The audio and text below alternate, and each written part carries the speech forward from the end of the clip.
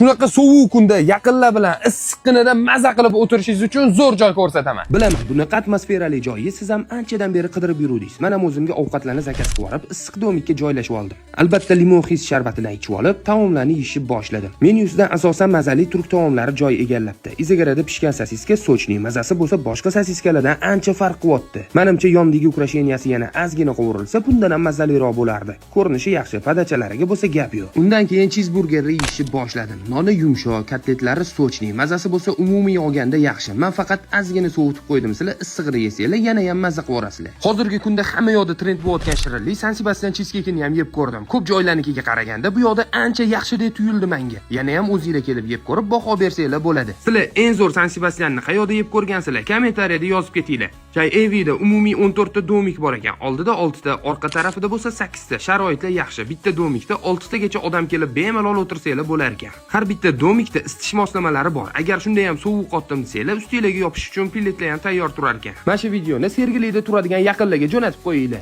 Manzil Sergeli Sug'diyona ko'chasi, Arinter Sergeli hokimiyati, aniq lokatsiya Telegram kanalida.